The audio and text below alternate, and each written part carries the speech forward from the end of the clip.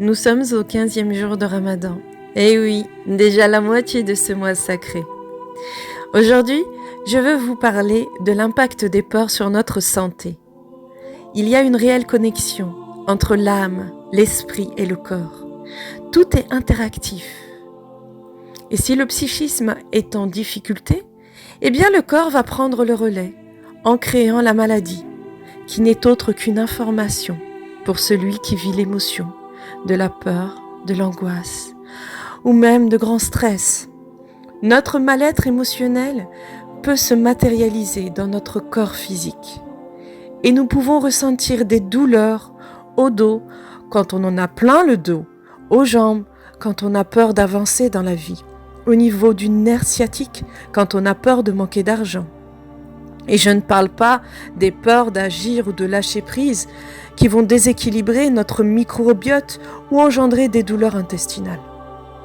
Quand nos peurs s'installent, comme celle aujourd'hui du coronavirus ou de perdre un être cher, cela peut provoquer un déséquilibre des neurotransmetteurs, comme la sérotonine ou la dopamine, qui sont libérés en cas de joie ou de grand bonheur. Et nous avons aussi la mélatonine, substance chimique d'un sommeil réparateur. Attention au retour de bâton après l'épisode du coronavirus, qui risque d'engendrer un choc post-traumatique chez certains. D'où l'importance de libérer nos émotions négatives ici et maintenant, avec différentes techniques de libération, comme la méditation de la pleine conscience, la naturopathie, la médecine prophétique, la prière, le dhikr ou encore la respiration consciente et bienveillante. Il est essentiel de chercher refuge auprès de la source illimitée de l'amour inconditionnel et de vous habituer au lâcher-prise et surtout de vous émerveiller de toutes choses sur terre.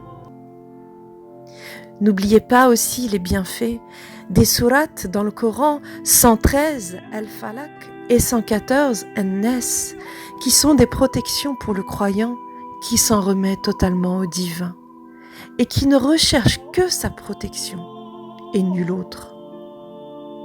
Moralité, il y a un remède pour tout mal sur terre. Il suffit que le chercheur spirituel acquiert la connaissance de la parole divine. Gratitude, gratitude, gratitude.